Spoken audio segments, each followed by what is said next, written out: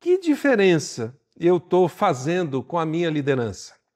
Será que eu tenho aberto mão de coisas que eu poderia fazer sozinho ou isoladamente para abençoar a vida de outras pessoas e gerar impacto na vida de outras pessoas? Que diferença eu estou deixando de fazer quando eu não lidero, quando eu, às vezes, poderia assumir uma posição de multiplicador, de abençoador, e eu estou deixando de fazer isso?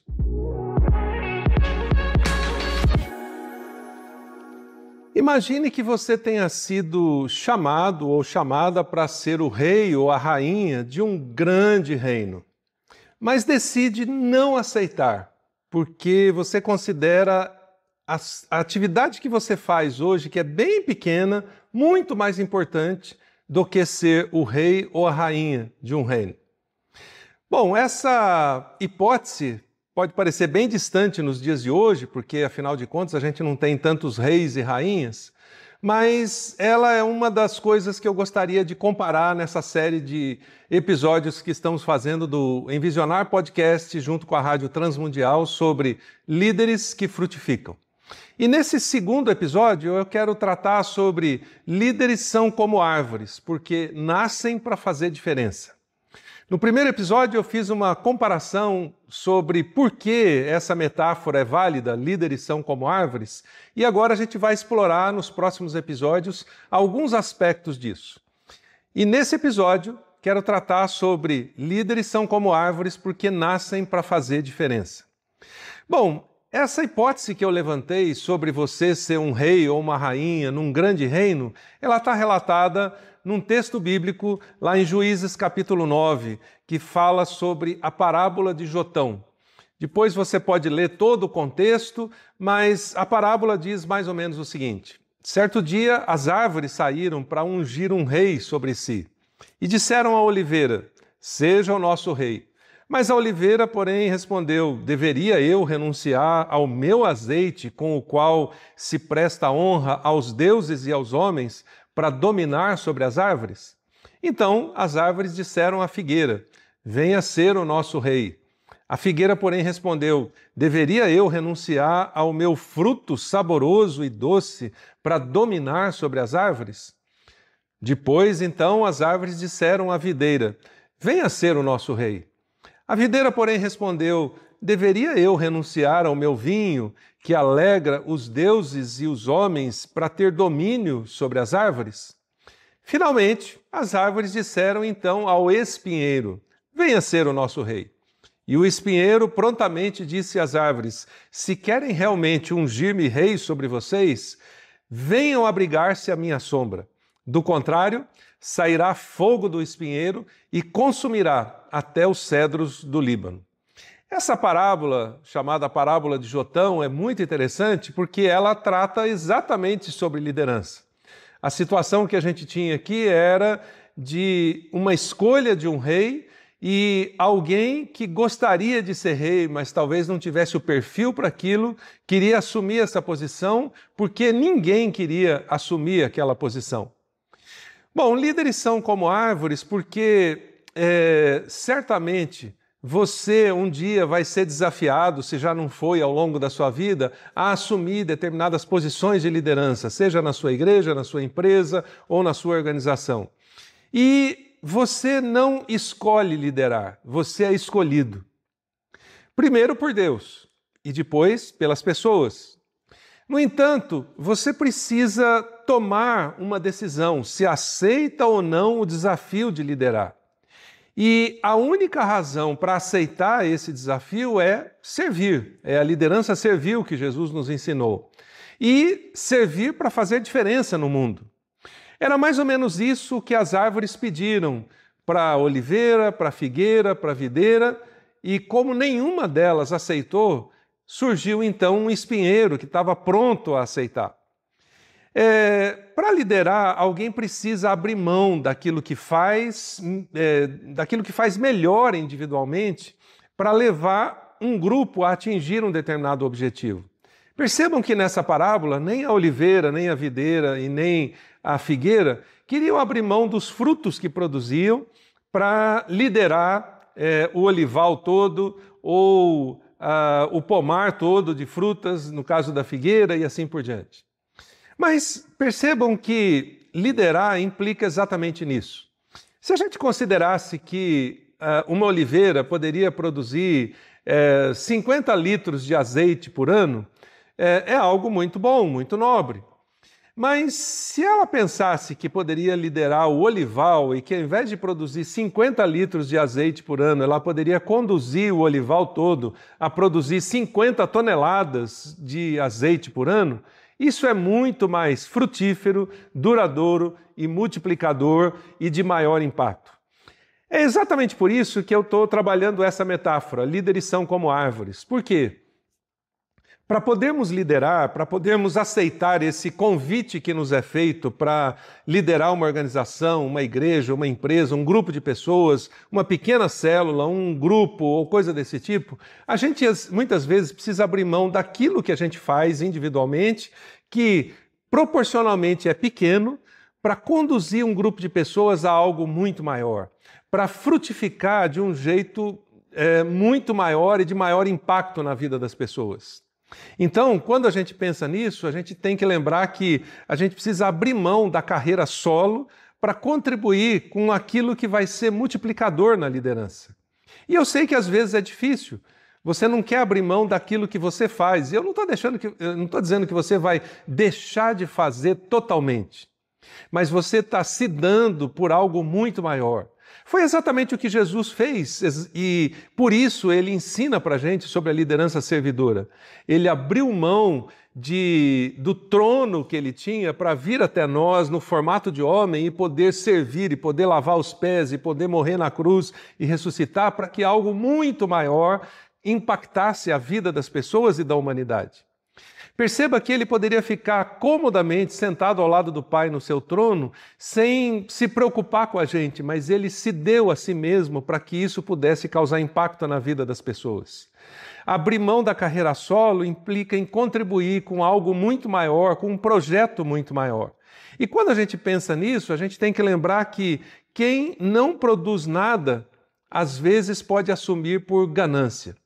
A oliveira, a figueira e a videira não quiseram assumir a condição de rei ou líder das árvores. Então, prontamente tinha um espinheiro que queria fazer isso. E o que o espinheiro diz? Se vocês querem que eu seja o líder, venham para debaixo da minha sombra, e se vocês não fizerem isso, vai sair fogo de mim, porque a única coisa que o espinheiro produz é espinho e fogo. Não tem outro tipo de fruto. E aquilo já foi ameaçador logo de cara. Antes mesmo da sua escolha, ele já começou ameaçando as outras árvores de que elas teriam que se submeter. É isso que líderes improdutivos fazem quando eles querem assumir posições de liderança. Então, quando bons líderes, quando videiras, oliveiras e figueiras não querem assumir, lembre-se que sempre vai ter um espinheiro pronto para assumir e estragar o clima e complicar as coisas e deixar de abençoar as pessoas e às vezes até amaldiçoar as pessoas, porque a única coisa que líderes espinheiros fazem é isso. Bom, líderes são como árvores e às vezes a grande decisão que a gente precisa tomar é se a gente quer uma carreira solo, quietinho no nosso lugar, ou se a gente quer uma carreira colaborativa, ou seja, eu vou abrir mão daquilo que eu faço sozinho para me dedicar, me entregar e servir as pessoas. E se alguém não assumir, ou se ninguém assumir, lembre-se que tem um espinheiro pronto para assumir. Os dois tipos de árvores, como os dois tipos de líderes, produzem resultados. Líderes produtivos influenciam, líderes espinheiros também influenciam. Só que as consequências de cada um são diferentes.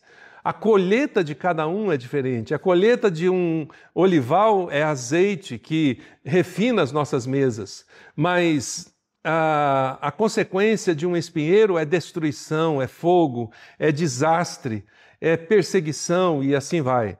De outro lado, quando a gente percebe isso e a gente entende que nós precisamos abrir mão daquilo que nós fazemos para abençoar a vida das pessoas, isso certamente traz uma porção de implicações.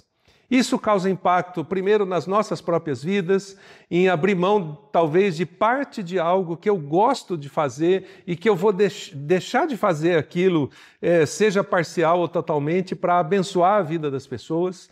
Como eu mencionei, foi assim com Jesus, foi assim com os 12, foi assim com Paulo, foi assim com homens e mulheres ao longo da história, ao longo da Bíblia e da nossa história recente, de pessoas que se dedicaram, que abriram mão, não da sua paixão, mas muito pelo contrário, eles colocaram a sua paixão para se multiplicar por meio da vida de outros.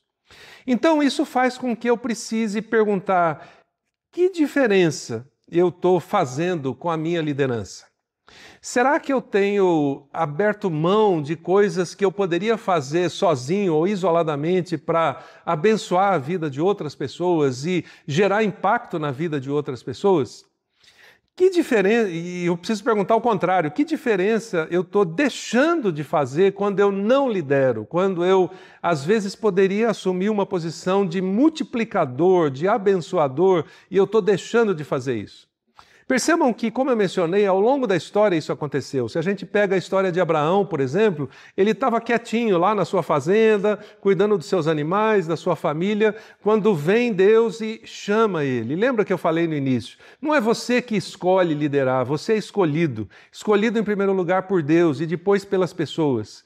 E aí, quando Deus chama Abraão, ele tem que abrir mão daquele pequeno pedaço de terra que ele tinha, daquele lugar onde ele cultivava suas plantações, seus animais e sua família, para sair para um lugar novo e para fazer algo que talvez fosse totalmente inseguro para ele.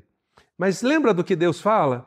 Eu vou te abençoar, você vai ser abençoado e você vai abençoar as nações. Era abrir mão de algo muito pequeno para abençoar a vida de milhões de pessoas que ele nem conheceria ao longo dos anos, como consequência da sua família, do seu legado e da sua multiplicação que Deus faria por meio da vida dele e da sua família.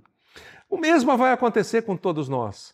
Quando nós somos chamados por Deus para a liderança e depois as pessoas nos pedem para liderar, assim como as árvores pediram para a oliveira, para a videira e para a figueira para fazer isso, nós somos chamados a sair da posição em que nós estamos para pensar em algo muito maior. Nós somos chamados para fazer algo que não é possível fazer pela nossa força e a gente precisa depender totalmente de Deus. Eu lembro que alguns anos atrás, depois de já quase 30 anos de ministério, a gente já tinha passado por diversas fases na nossa vida, desde o ministério com jovens, localmente, depois na denominação por alguns anos no estado de São Paulo, depois em âmbito nacional, depois o ministério na igreja local, na equipe pastoral, e depois eu tive o privilégio de me juntar junto com a Raquel na CEPAL, sendo missionários da CEPAL, e por alguns anos liderar a CEPAL, que é uma missão que trabalha com liderança no Brasil e no mundo todo.